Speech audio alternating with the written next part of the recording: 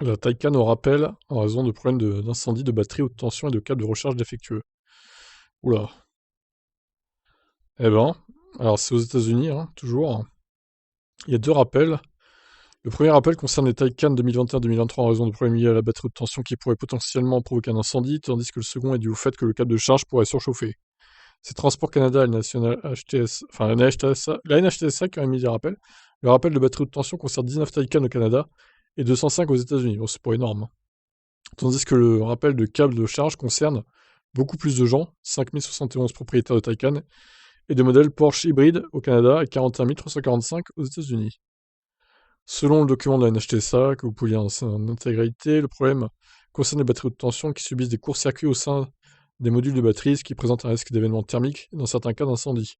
La cause exacte du défaut fait toujours l'objet d'une enquête, mais Porsche affirme que l'analyse préliminaire suggère que plusieurs événements de charge au-dessus de la limite de tension supérieure pourraient entraîner une dégradation des cellules de la batterie et des circuits internes.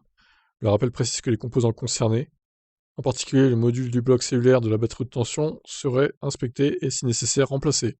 Sans frais, évidemment, sous garantie pour le propriétaire.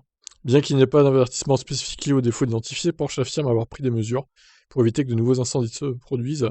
Les véhicules produits après le 22 juin 2023 ne sont pas soumis à ce rappel, car le problème a été résolu au cours du processus de production. Donc là, par rapport au câble, lorsqu'il est branché, il peut surchauffer sur des prises de moindre qualité. Porsche a initialement identifié le problème en décembre 2020 et a tenté de le résoudre avec une campagne de service en mai 2022. Cependant, d'autres cas de surchauffe ont été signalés, ce qui a conduit à la décision de procéder à un rappel de sécurité. Le correctif consiste à remplacer le câble de charge NEMA existant par un nouveau câble qui a été mis à niveau pour inclure un capteur de température permettant de détecter une surchauffe potentielle. Le rappel couvre les véhicules produits entre le 2 mai 2022 et le 13 décembre 2023. Porsche a identifié 110 incidents. Ah oui, quand même.